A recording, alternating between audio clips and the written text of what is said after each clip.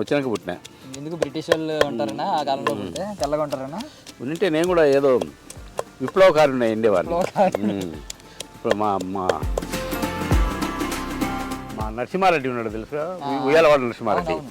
ఆయన యాక్చువల్గా మాకు అన్యాయం జరిగింది ఏంటంటే మొట్టమొదటిగా తెల్లదొరల మీద ఆ ప్రభుత్వం మీద తిరుగుబాటు చేసినోడు ఉయ్యాలవాడ నరసింహారెడ్డి మొదటి వ్యక్తి. కాకపోతే మాకేమైందంటే మా దాంట్లో చరిత్రలో రాసేవాళ్ళు లేక మాకు రాయలసీమలో అనే వివక్షతో దాని గురించి ఎవరు రాయలేదు. ఇప్పుడు అల్లూరి సీతారామరాజు ఉన్నాడు, అల్లూరి సీతారాముకు రామరాజు ఆయన పేరు అంతే, సీత లేదు. ఈ ఉన్నాడు కదా దాని రచయిత మహారథి చిట్టిబాబు అనే ఆయన చెవులకు ఎంటికలు పెట్టుకుంటాడు, వాళ్ళ ఆయన మహారథి అని, ఆయన గొప్ప రచయిత.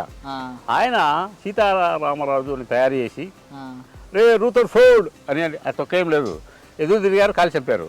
అది సింపుల్ కథ. దానికి ఎన్ని హంగులు అద్దరు అనమాట. అదే మా ప్రాంతంలో పుట్టిన మా రాయలసీమ వివక్షతో ఆయన గురించి రాయలేదు. మొన్న ఏదో చిరంజీవి సినిమా తీసినట్టున్నాడు ఆయన గురించి, సైరా నరసింహారెడ్డి.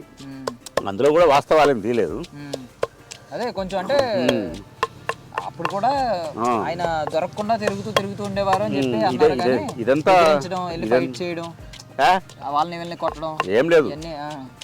ఆయన ఎంతమందిని మట్టు పెట్టాడంటే మట్టు పెట్టాడు.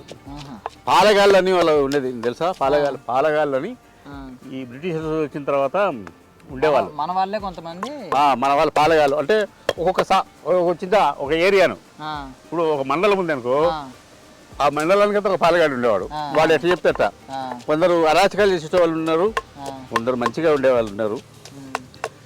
ఆ పాలగాళ్ళ పాలన పోయిన తర్వాత ఆ పాలగాళ్ళలో ఒకడు ఈయన, ఆ పాలగాళ్ళలో ఒకరు నరసింహారెడ్డి.